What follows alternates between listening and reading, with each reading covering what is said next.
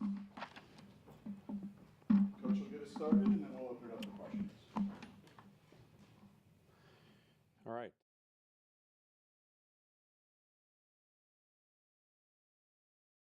One that, I thought I liked the way we started the game. I liked the way we fought back at the end, but, too many mistakes becomes the common refrain to this point in this season. And until we learn to protect the football, we're leaving it to chance. It goes back to everything I've said internally since January, and certainly what I said publicly this summer. We have everything we need in this room. We don't need more talent. We don't need more skill. Our margins are razor thin, and it doesn't matter who we play against.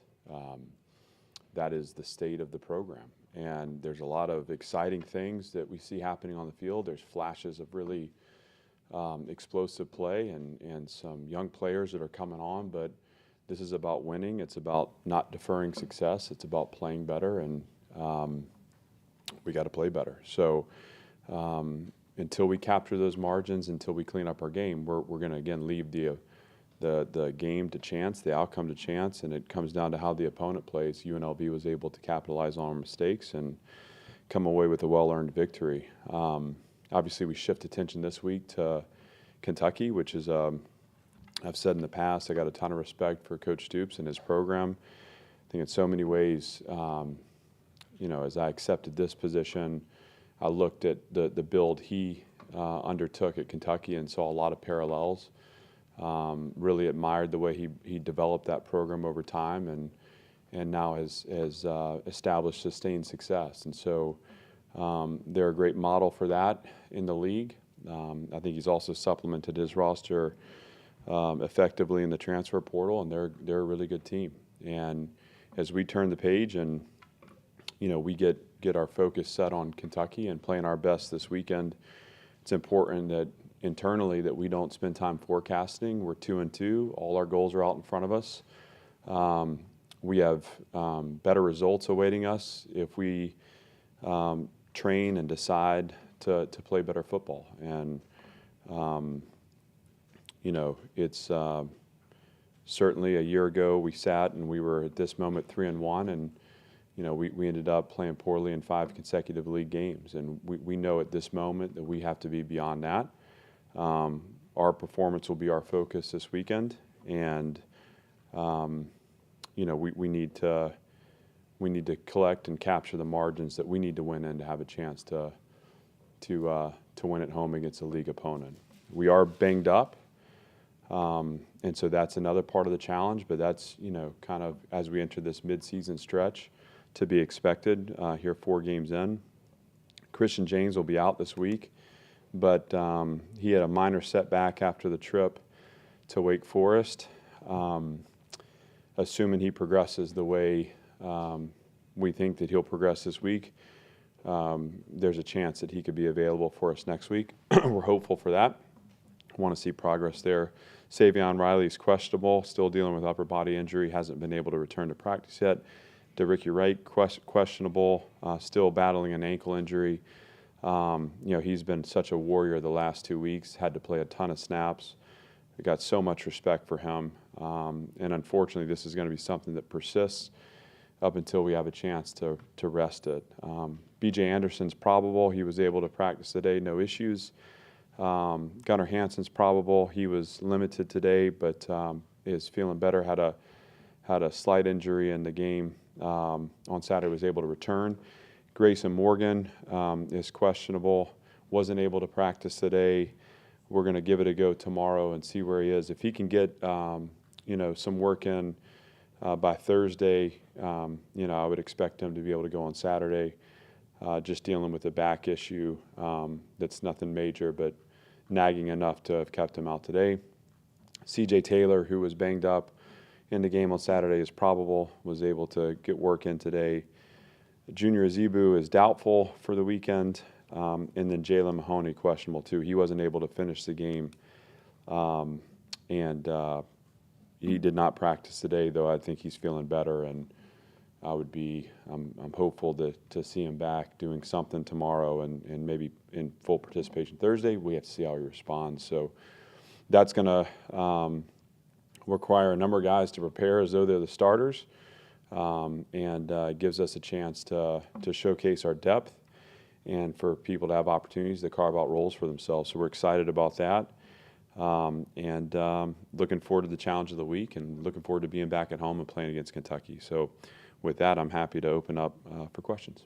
Just as far as injuries go, there's a couple other longer-term ones I wanted to follow up on. First of all, Prince Colley, and then Arrington Truesdell and Steven Sinignola, how are they? Steven was able to do, Steven had surgery in the offseason, was able to do agility work today, so he's on a progression, and I would imagine that in the next couple weeks that we might see him be able to get back to practice. I think at this juncture and with the amount of time he's missed, which was the entire spring too, and most of the last season, that this would be a year that we'll bank for him, just because he's going to need time to reacclimate. If we can get some work out of him before the end of the season, that'd be great. But I think this is an important year for him to get back that extra year of eligibility.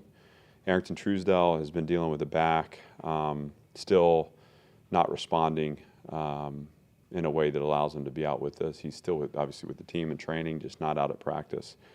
Who else did you ask about? Prince Colley returned to practice today. Again, it's one of those. He's been out for a while, and so he's got to get back in shape. It was good to see him out there. He's got a year that he can hang on to as well, and so we'll see how he recovers and what kind of impact he can make. But that may not go beyond 4 games. Is there anybody else there?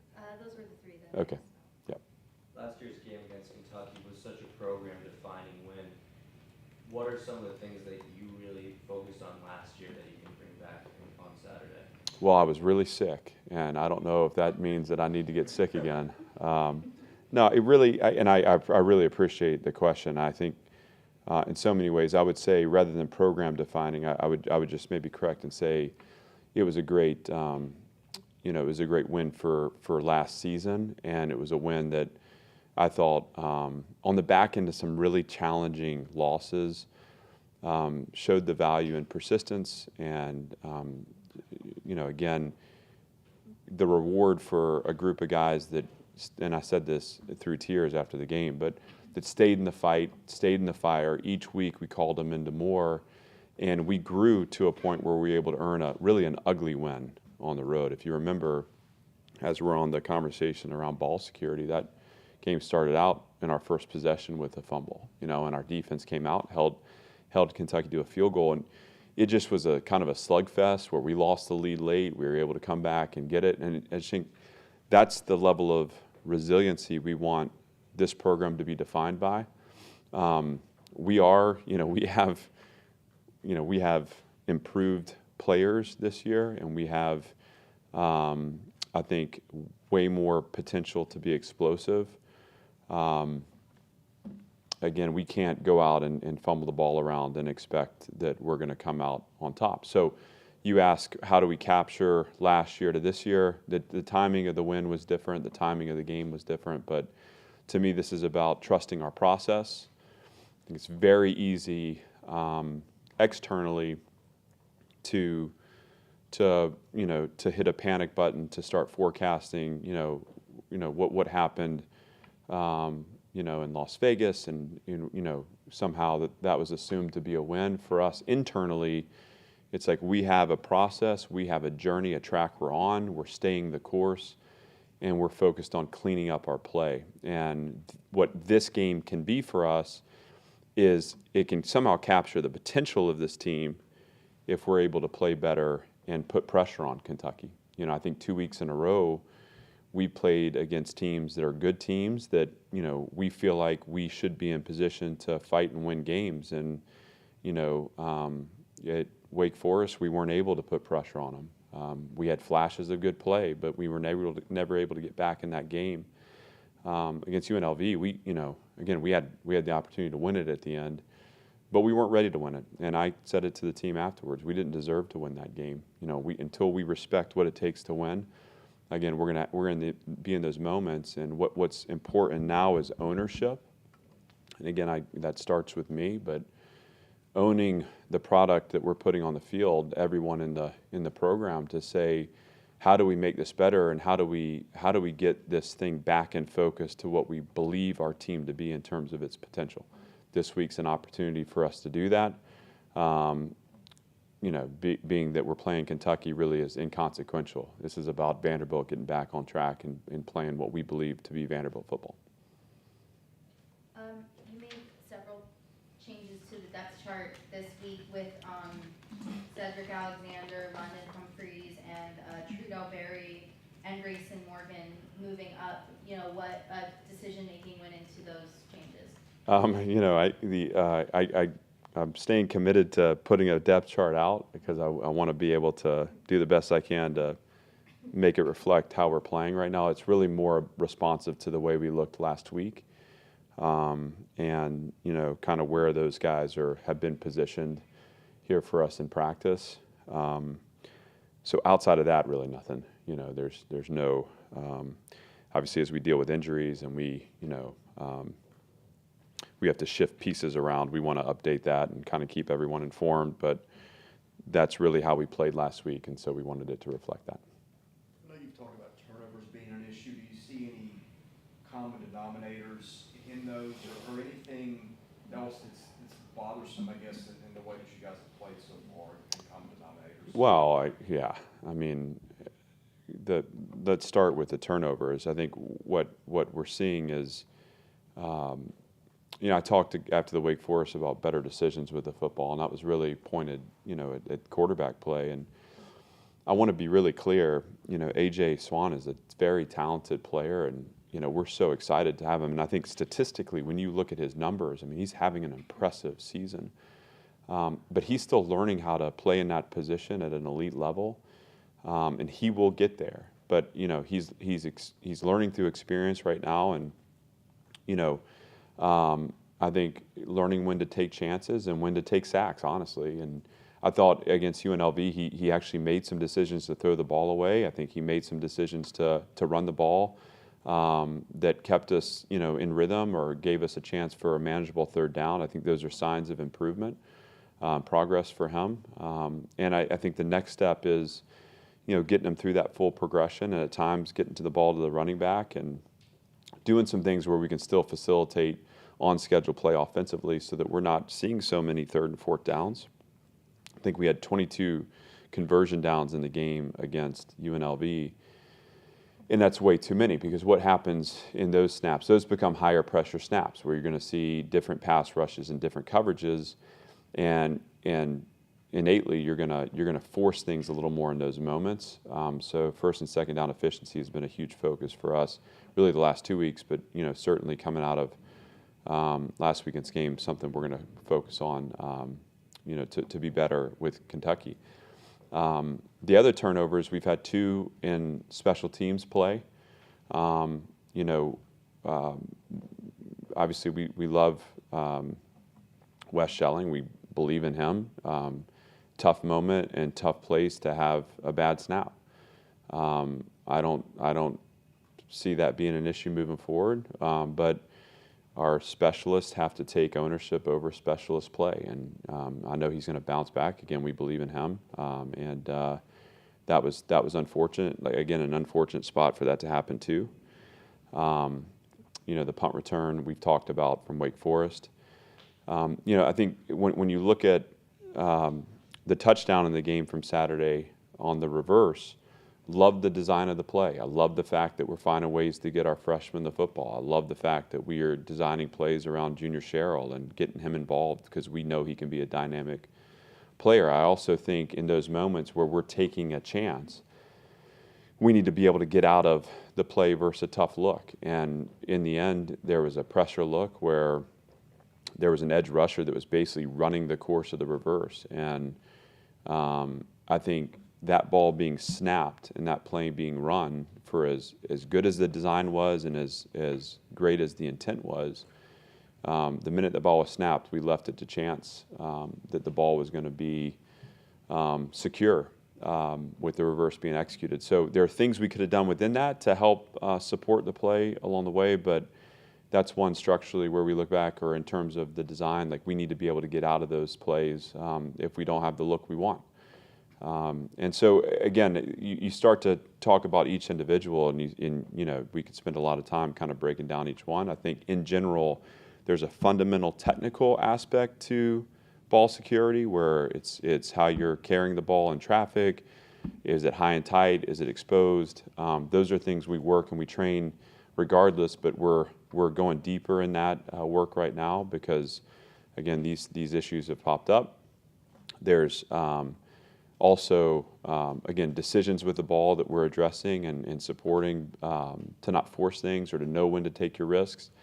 There's also structural things where whether it's the reverse or the corner blitz that hit AJ as we were going in to score, where we did fumble the ball. Cedi Alexander was able to get back onto it, but we have to have tighter protection, and that's not about getting beat in protection. That's about being within structure. So there's a certain level of connection and play there that needs to be tightened up. Those are all things we're looking at, and we know we can improve. As far as the general performance in the losses, I think, again, I've seen flashes in all three phases of strong play. I was disappointed in the 2 runs that we gave up for touchdowns against UNLV. I see that as just structural breakdowns and where we can coach it better and execute it better post-snap. I thought when we were in position and playing with our cleats in the ground that we played pretty well against the run against that team. And so obviously those are areas that we need to tighten up. And then the end of the game was just, there was a lot that happened there in sequence that, certainly there's ownership all over the field, but, we let a receiver get behind us in a situation where we can't, and, we learned a tough lesson with a true freshman corner, and he's going to be better for it, Unfortunately, it cost us a chance to win the game late or send it to overtime, but again, I don't look at that game and say that was the reason. To me, I think there's way more to be said about the 4 turnovers, 1 for touchdown, and just some sloppy play, really offensively, where we were unable to get a run game going and play with 11 guys on the same page. What do you see in this Kentucky offense specifically, and for Vanderbilt student Ray Davis? Ray's a good player. He was good when he was here. I mean, he's got good vision, good feet. He's got a knack for finding the space. He's got a knack for knowing when to cut back and get against the grain and break the long one.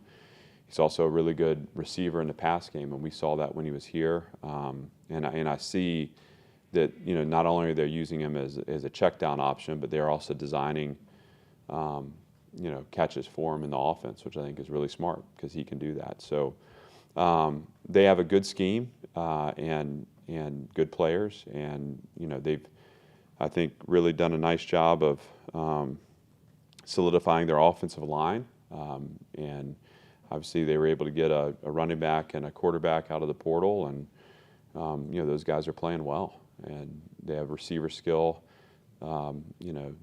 Some of which returns that is dangerous, and they have the ability to churn out hard yards, and to they're kind of designed to go the long hard way and to play physically and establish a run game. Those are things that they're going to do. So we'll have our work cut out for us, but it starts with us playing structured. Structure wins. So if we can get 11 guys on the same page, seeing the right things, we'll have a chance to leverage the ball and tackle it. From there, it's going to be how we cap the explosives, right? And that's been something we've talked about all season.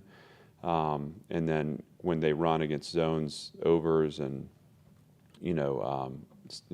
7 routes where they're getting the ball into the open spaces and zones, who's responsible for that? Who's going to be on body? Who's going to be there to down it? Again, no performance is going to be perfect. How are we building to the stop and forcing them into third downs where we have a chance to hopefully create some disruption. When Ray Davis went into the portal, did that surprise you? I don't think that we can be surprised by anything anymore. I think it's that's college football in 2023. And, I'm happy for him that he found a home, having success, and excited to compete on Saturday. But we're just not going to be worried about that or be bothered by that. I mean, that is what it is. Did he tell you about what his reasoning was for leaving? We sat down and talked about it, and there's always layers to things that I don't know that I need to talk about now, but it was a great conversation, and at that point he was exploring options, and one of which was an NFL future, and then the possibility of playing his last year of eligibility somewhere else. And I supported the decision, and just like I do anytime, it's, my job is to not control, but to support, to be behind young people as they try to, plot their way in life and have the best experience they can. So, yeah, it was a good conversation, and, I look forward to seeing him on Saturday. Did you consider turning to the transfer portal to try to find running backs, or were you always planning to stick with the players that you already had?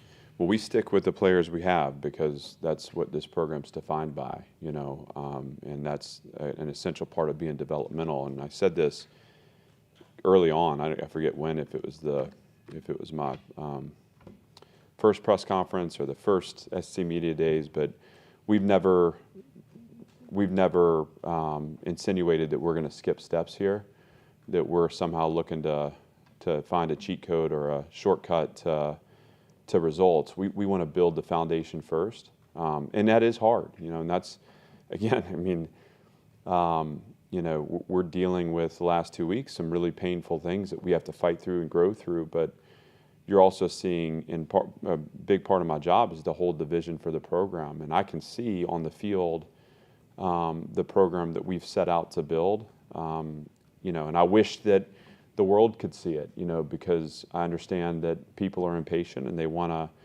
to see the results happen now. But again, this is where, for me, it's about staying the course. And the other part is, the portal in and of itself, and NIL and all that stuff is that is a behemoth. That is a whole subculture to college football. And for us here, again, we're focused first on the foundation of our program, on the foundation of a developmental program, on supporting the experience of the players that we have, paying attention to our roster as it is right now,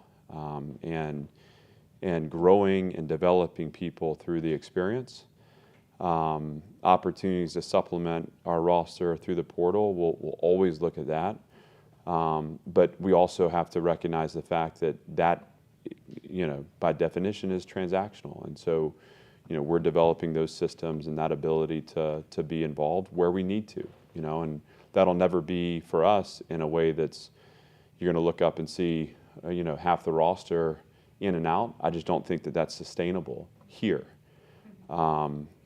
So what we'll do is look to have a strategic approach there that allows us to support the roster that we've built, that we've retained, that we've developed, and keep the culture intact as we strengthen our team.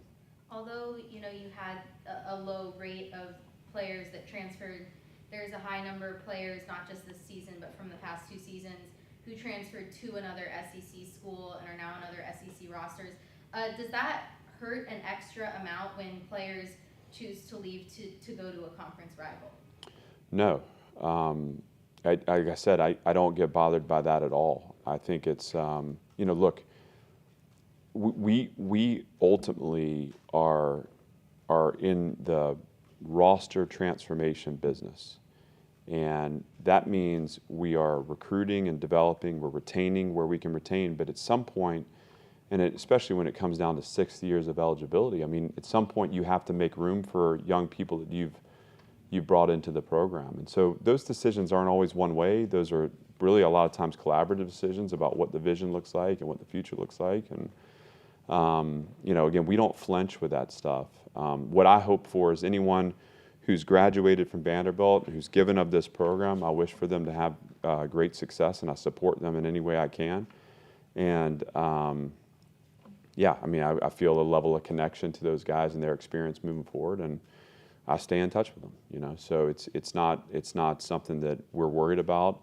What we're focused on is again growing up the young talent in our roster, about reinforcing the experience of the players that have chosen to stay and that we've chosen to stay, and continuing to build this program forward, making sure that we're not skipping steps on the foundation, which is most important right now to us. Anything else? Thanks, everybody. Thank you.